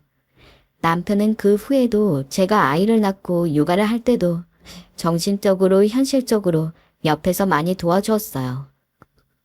여보, 내가 많이 부족했지? 다신 당신 실망시키지 않을게. 당신이 다시 돌아와줘서 얼마나 고마운지 몰라. 나한텐 이 가정이 축복이야. 솔직한 심정으로 이런 남편의 말을 듣고 있으면 다시 믿고 싶어지더라고요. 그간 시어머니 때문에 대면대면 했던 것도 풀리고 아무래도 한 집에서 아이를 키우고 생활을 하다 보니 다시 가족이란 울타리로 엮이는 것 같고요. 어쨌든 저를 배려해 주었던 남편 덕분에 저는 산후 우울증도 겪지 않았습니다. 그런데 문제는 아이를 낳고 2년 뒤였어요. 제가 어느 정도 육아에 조금씩 익숙해진 무렵이었죠. 저희의 결혼 생활은 저희 시어머니가 저희가 사는 동네로 이사 오면서 다시 어긋나기 시작했어요. 시어머니는 어느 날 상의도 없이 오시더니 그때부터 지나가는 길이었다며 저희 집에 들르시는 일이 많아지셨어요. 처음에야 제 눈치를 보고 혹시나 이혼하겠다 할까봐 조심스러워하는 눈치셨지만 시간이 지나고 애까지 가졌으니 이혼 못하겠다고 생각하신 모양이었어요. 더군다나 문제는 저희가 일을 나가고 없을 때 오신다는 거였어요. 빈집에 어머니가 왔다 가신다 생각하니 저는 며느리 입장으로서 얼마나 신경이 쓰여요. 아무리 그래도 남편의 어머니인데 심지어 어머니는 냉장고 정리부터 시작해서 제 속옷까지 다 정리하고 가셨어요. 제 속옷들이 일렬로 정리되어 있는 걸 보니 정말 눈앞이 캄캄하더라고요. 저도 일하는 사람이고 일하고 오면 만사가 귀찮고 피곤하여 당연히 눕고 싶고 조금이라도 눈을 붙이고 싶은데 갑자기 찾아와 그런 것들을 정리하고 가시니 눈치가 보일 수밖에요. 그래서 퇴근하고 와서도 계속 청소하고 집안일 하나하나 다 할 수밖에 없었어요. 참다 저는 그런 시어머니에게 말했죠. 어머니, 남편도 잘 챙기고 집안일도 잘 정리하고 있으니 찾아오지 않으셔도 돼요. 만약에 오고 싶으시면 전화나 문자라도 주셨으면 해요. 얘야, 내가 다른 것도 아니고 니네 집 청소해주고 반찬 좀 넣어주고 가는 건데 그게 그렇게 못마땅하니? 나도 시간 없지만 짬내서 오는 거야, 니들 생각해서. 아니요, 어머니. 그게 아니라요. 제 말은 준비할 시간을 달라는 거예요. 저희도 어머니를 맞으려면 준비를 해야 하니까요. 미리 연락 주시고 오면 좋잖아요. 너는 어쩜 시애미 마음을 이렇게 모르니? 일이 해주면 다른 며느리들은 아주 고마워서 넙죽절이라도 했을 거야. 말이 통하질 않았어요. 직설적이고 공격적인 시어머니의 말투에 그만 얼어버렸어요. 그리고 더 갈등을 만들지 않기 위해 일단은 대화를 끝냈죠. 하지만 마음은 영 찝찝해 남편에게 솔직한 심정을 털어놓았죠. 그러자 남편은 자기가 알아서 말해보겠다 했어요. 그리고 어떻게 잘 말했는지 어머니는 제게 전화를 걸어 보이지 않는 선을 지켜주기로 했고 저희가 없을 때 집에 오시는 일도 없어지셨어요. 그런데 몇 달이 지나자 어머니는 또 말없이 저희 집을 찾아오기 시작하는 겁니다. 그것도 일주일에 서너 번을 아침에 오셔서 밤에 가시니 피곤하더라고요. 아이 돌보는 것도 힘든데 어머니 밥도 챙겨드려야 하고 어머니가 청소하고 계시면 제가 먼저 자리에서 일어나서 걸레질을 해야 하니 몸이 2개, 3개였으면 좋겠다는 생각이 절로 들었어요. 육아를 하면 저절로 예민해지기 때문에 사소한 일에도 짜증이 날 때가 있는데 어머니 앞에선 그런 기분을 내색할 수도 없으니 가슴이 꽉 막히고 답답했어요. 심지어 어머니께선 저와 붙어있는 동안 집에 대해 하나하나 트집을 잡기 시작하시더라고요. 얘야, 먼지가 너무 많지 않니? 이런 건 네가 청소를 해야지. 너 어제 남편 밥은 챙겨 먹고 보낸 거니? 찬밥 대충 주지 마라. 걔가 어렸을 때부터 뜨뜻한 밥만 먹고 자라서 찬밥은 체해. 아이고, 이거 소금탕이니? 아이, 너무 짜다 짜. 짜게 먹으면 몸에 안 좋아. 정말 잔소리도 그런 잔소리가 없더라고요. 애는 울어대지 어머니는 입을 다무시지 않으시지. 미쳐버릴 것 같았어요. 정말 하루에도 12번씩 집을 뛰쳐나가고 싶었습니다. 갑자기 불현듯 이혼하고 싶었던 그때 생각이 확 나더라고요. 또 그때로 되돌아간 건가 싶고 도돌이표 같아서 머리가 지끈지끈 아팠습니다. 하지만 다행히 어머니의 방패막이 되어준 건 남편이었어요. 남편이 제가 하루하루 육아에 시달려가면서 자기 어머니 때문에 또 힘들어하고 있다는 걸 눈치채곤 저를 대신해 어머니께 집에 오지 말아달라 했거든요. 어머닌 애지중지하며 키워온 남편이 자기도 아닌 며느리 편을 들자 배신감을 느꼈는지 한동안 씩씩거리더니 전화를 확 끊어버리시더라고요. 저는 거기에 놀라 남편을 보았지만 남편은 신경 쓰지 말라고 우리만 생각하자며 다독였어요. 다행히 어머니께선 그 뒤부턴 정말 집으로 찾아오지 않으시더라고요. 그런데 어느 날 기어이 사건이 일어나고야 말았습니다.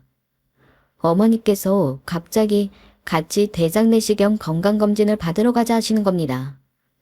처음엔 굳이 가야 하나 싶었지만 저도 생각해보니 내시경을 받은 지 꽤 오래된 것 같더라고요.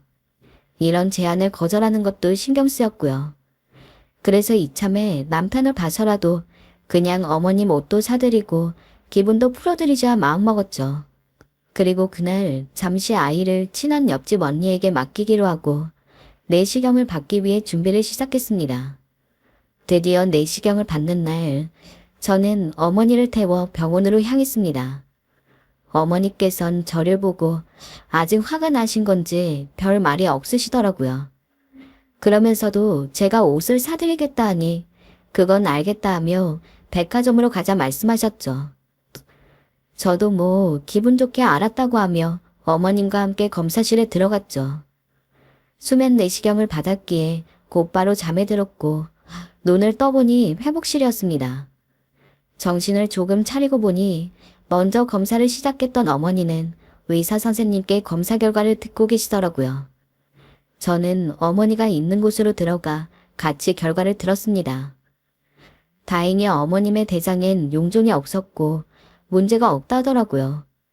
그런데 어머니께서 검사 결과를 듣고 난 후 빠르게 나가시는 거예요. 제가 달려가 붙잡으니 갑자기 혼자 가시겠다는 겁니다. 나는 일이 있어서 먼저 갈 테니 너는 따로 와라. 네. 오늘 백화점에서 어머님 동창회 나가실 때 입으로 사기로 하시지 않으셨어요? 아니, 필요 없어졌다. 간다. 어머니는 차가운 얼굴로 그 말만 남기시더니 손을 흔들어 택시를 잡으셨고 쌩하니 가버리셨어요. 저는 순간 벙이 쪘죠. 왜 저러시는 거지? 마음이 찝찝하지만 일단 아들을 옆집 아줌마에게 맡겨놨으니 서둘러 집으로 돌아와 했죠. 그리고 어머니 생각은 까맣게 잊은 채 저녁 준비를 하고 있었는데 갑자기 어머니로부터 전화가 걸려왔어요. 네, 어머니, 무슨 일이세요? 지금 니네 아파트 앞 커피숍으로 나와라. 네, 지금요? 기다리고 있다. 시어머니는 낮게 깔린 목소리로 그렇게 당신 할 말만 하고선 툭 전화를 끊어버리셨어요. 정말 사람이 큰일을 앞두면 감이라는 게 있는 걸까요? 순간 몸이 차갑게 식으면서 기분이 이상했어요. 왜 집으로 오시지 않고 나오라 하시는 거지? 전 이상했지만 별 수 없이 어머니가 말한 커피숍으로 나갔습니다. 어머닌 차 한 잔을 시켜놓고 카페 구석에 앉아 제가 오길 기다리고 계시더라고요. 제가 어머니를 부르며 다가가 앞에 앉았습니다. 그러자 어머니께선 저를 차가운 눈으로 보시더니 대뜸 지금 생각해도 충격적인 말을 꺼내셨습니다. 이혼해라. 네. 바로 이혼해라라는 네 글자였죠. 우리 아들이랑 이혼하라고. 그게 무슨 말씀이에요? 너무 당황하여 얼굴까지 벌개졌어요. 갑자기 의자에 앉자마자 이혼이라니. 저는 잘못 들었나 싶어 다시금 어머니의 말을 되물어야 했습니다. 그러자 어머닌 또박또박 제게 한 번 더 이혼이라는 단어를 다시 발음하시더군요. 그리고 어머니께서 내뱉은 말은 가히 충격적이었어요. 저무가 누구니? 네. 저는 눈만 뻐끔뻐끔 뜬 채 어머니를 바라보았죠. 저무를 어떻게? 제 말에 어머니는 가소롭다는 듯 입꼬리로 올려 웃으셨어요. 그리고 말하셨죠. 네가 애타게 찾더구나. 저무는 사실 제가 5년간 만났던 제 첫사랑이자 마지막 사랑이 될 줄 알았던 애인이었어요. 서로를 미치도록 사랑했고 젊은 시절 그저 하얀 순수와 뜨거운 열정으로 만났던 남자였지만 유학을 가면서 헤어진 사람이었죠. 그런데 어머니 입에서 정우란 말이 나오니 정말 온몸에 오소서 소름이 돋더라고요. 어머니는 날선 목소리로 마저 말을 이으셨어요. 네가 사귀었던 남자 맞지? 네가 회복실에서 그의 이름을 그리 부르더구나. 그러면서 말하더구나. 보고 싶다고, 사랑한다고. 세상에, 내가 그렇게 얘기했다고. 저는 피가 날 정도로 입술을 꾹 깨물었어요. 그제야 어머님의 모든 행동이 이해가 됐어요. 어머님이 왜 내시경이 끝나고 혼자 집에 가신 건지, 그리고 왜 그렇게 내게 차가웠던 건지. 내시경을 할 때 마취가 덜 풀린 상태에서 저도 모르게 정우의 이름을 불렀고 그런 말들을 한 걸 어머니께서 옆에서 다 듣고 계셨던 거죠. 어머니의 노기 어린 음성이 다시금 저를 콕콕 찔렀습니다. 난 내 아들에게 상처 줄 수도 없다. 엄이라는 게 그래. 그러니 네가 먼저 정리해줬으면 좋겠다. 아무리 네가 내 손주의 엄마여도 정리할 건 해야지. 그렇지 않겠니? 어머니. 전 어머니를 부르다 잠시 고개를 떨구었어요. 생각을 해야 했죠. 이 상황을 어떻게 해결할 건지. 왜냐하면 제가 사랑하는 건 정우가 아니라 지금의 남편임이 분명하고 이 가정을 포기하고 싶지 않으니까요. 차라리 모르는 남자였다고 잡아뗄 수도 있었지만 그러고 싶지도 않았고 그렇기엔 제가 한 말의 무게도 컸다고 여겼어요. 먼저 전 정우와 제가 어떤 관계였고 지금은 어떤 관계인지 명확하고 또 솔직하게 말씀드려야겠다고 생각했어요. 그리고 떨지 않으려 애쓰며 대화를 시작했습니다. 정우는 전 남자친구예요. 20살 때 만났고 정말 많이 좋아했어요. 그치만 정우와 헤어진 지는 이미 10년이 되었어요. 그 후 한 번도 연락을 하거나 한 적이 없어요. 제가 아마 내시경을 하면서 그렇게 말했던 건 저도 정말 기억이 안 나서 모르겠습니다. 왜 그런 말을 했는지. 하지만 어머니, 그 사람과 헤어진 건 이미 10년도 더 된 일이고 그 사람은 제 추억이지 현재가 아니에요. 어머니께서 충분히 오해하실 수 있는 상황이지만 제 말은 믿어주셨으면 합니다. 지금 저는 어머님께 솔직히 다 말씀드리고 있는 거예요. 그러자 어머니는 제 말을 다 듣고도 쉬이 표정을 풀지 않으셨어요. 저를 향한 날선 표정도 유지하셨고 저절로 마음이 불안해졌습니다. 그럼 그 남자랑 어디까지 갔니? 네. 갑자기 닥쳐온 질문에 저는 새망치로 얻어맞은 것처럼 정신이 없었어요. 할 거 다 한 사이냐고 물었다. 그건 왜 대답을 못하니? 이럴 줄 알았다. 난 네가 이럴 줄 알았어. 너 그간 내 아들 뒤로 걔 만나고 있었지? 겁도 없는 거. 내 아들 홀려 결혼하고 지금껏 우리 정제 조정에 나랑 등지게 만들고 내가 그런 짓을 일삼을 때부터 알아봤어. 근데 바람까지 펴. 네가 애라도 데리고 이혼할까봐 그동안은 내가 네 비위 아주 잘 맞춰줬지.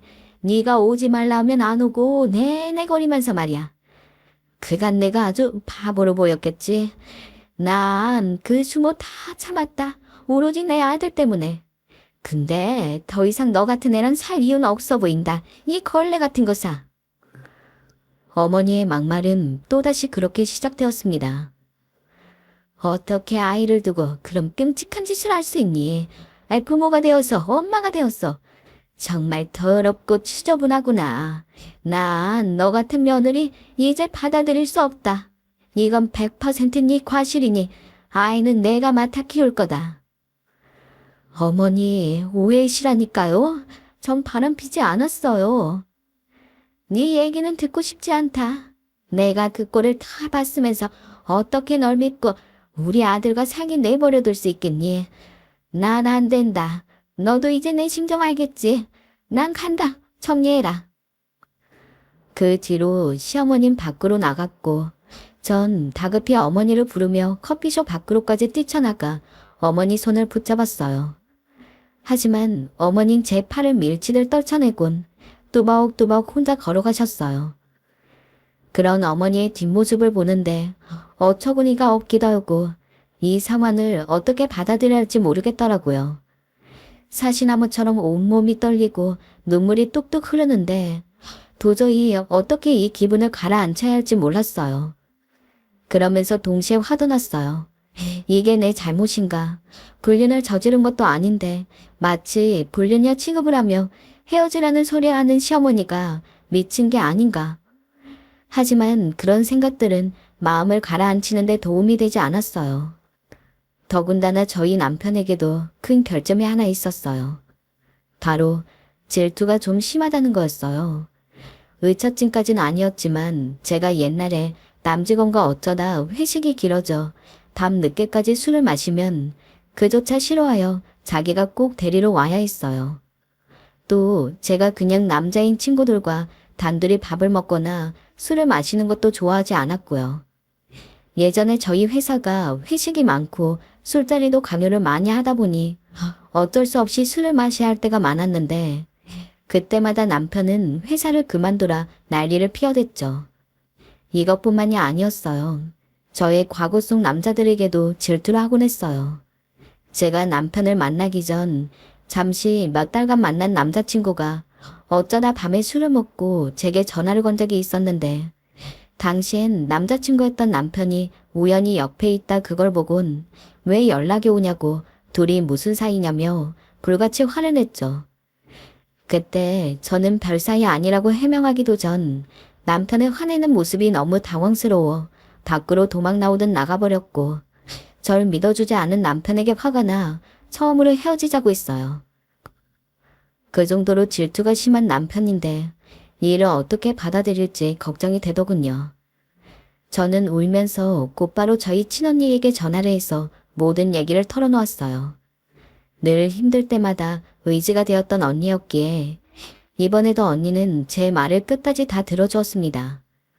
하지만 언니가 제 말을 다 듣더니 노발대발 난리가 나기 시작한 거예요. 시엄마 진짜 이상하다. 사람이 왜 그러냐. 내시경하다 그런 말 좀 할 수도 있지. 네가 무슨 불륜 저지른 것도 아니고 당장 그 집에서 나오라면서 안 나오면 자기가 쫓아간다는 말까지 했어요. 언니는 저와 나이 차이가 많이 나 절 키우다시피 했기 때문에 저에 대한 사랑이 많았어요. 제가 시어머니 때문에 스트레스 받았던 것도 다 알고 있었고요. 그래서인지 더욱 화가 나 저보고 당장 이혼하라는 말을 했어요. 저는 흥분한 언니를 가라앉히려 했지만 언니는 여기서 그치지 않고 고스란히 이걸 엄마에게 전해 결국 집안이 발칵 뒤집어졌죠. 근데 언니가 저에게 이런 말을 하더군요. 그런데 정말 네가 정우를 사랑한다는 얘기를 했다는 게 아무리 생각해도 이해가 안 돼. 아니 사실 너가 정우랑 좋게 헤어진 것도 아니고 걔 얘기를 한 적도 없잖아. 내 말이 그 말이야. 나 전 남자친구들 생각한 적도 없고 꿈조차 꿔본 적이 없는데 내가 왜 정우 얘기를 해? 혹시 너네 시어머니 거짓말하는 거 아니야? 우리 부부 헤어지게 하려고. 최근에 집도 오지 말라 해서 삐져 있었다며. 그 말을 듣자마자 저는 좀 머리를 한 대 맞은 듯 했어요. 사실 가능성 있는 얘기였어요. 갑자기 내시경을 하자고 한 것부터 이상하긴 했죠.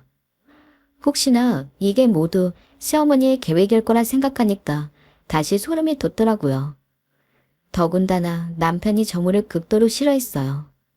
예전에 유학 갔다 와서 제가 결혼했다는 걸 알면서도 술만 먹으면 저희 집 앞을 찾아와 제게 지금 정말 행복하냐 헤어지라는 말을 하곤 했거든요. 제가 매몰차게 끊어내도 경찰을 부른다 해도 소용이 없었죠. 술에만 취하면 저희 집 앞을 찾아왔고 다시 자기와 잘해보자 했으니까요. 그리고 중요한 건 이걸 시어머니도 알고 있었어요. 남편이 홧김에 제게 뭐라 하다 시어머니가 그걸 전화기 너머로 들어버렸거든요. 그러던 어느 날 시어머니로부터 전화가 왔습니다. 내 얘기 끝났니? 남편과 이혼 서류를 작성했냐 묻는 거였습니다. 제가 안 했다고 하자 어머니께선 하루만 더 주겠다며 정리하지 않으면 내가 직접 나서서 이혼시키겠다고 엄포를 놓는 거 있죠. 그리고 전화는 끊겼습니다. 솔직히 두렵지 않았다면 거짓말이에요.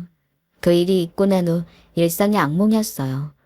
불안한 마음에 하루 종일 아들을 껴안고 있어야 했고 아들의 온기에 기대고 있으면서도 휴대폰 소리만 들어도 남편의 표정이 조금만 안 좋은 것 같아도 몸이 떨리고 심장이 저절로 쿵쿵거렸어요. 하지만 시어머니의 거짓말이라는 걸 확인할 수 있는 증거가 없으니 너무 답답할 노릇이었어요. 그리고 시어머니의 전화를 받고 난 후 어제 결심했습니다. 남편에게 이 모든 일을 말하고 제 의견도 말하기로요. 솔직히 남편이 어떤 반응으로 나올지 예측이 가지 않았습니다. 하지만 내시경에서 그 사람 이름 불렀다고 해서 제가 바람을 핀 것도 아니고 불륜을 저지른 것도 아닌데 왜 낮은 자세로 나와야 하는지 모르겠더라고요. 그렇게 마음을 먹던 중 아주 기막힌 일이 오늘 생겼는데요.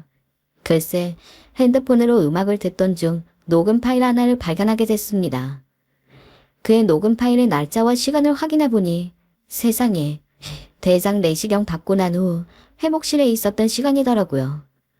아마도 제가 회복실에서 무의식 중에 음악을 듣겠다고 핸드폰을 뒤적거리다가 모르고 녹음 버튼을 눌렀던 모양이에요.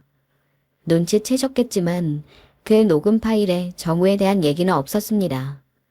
전 그 길로 당장 시어머니를 찾아갔고 녹음 파일을 다 들려주었어요.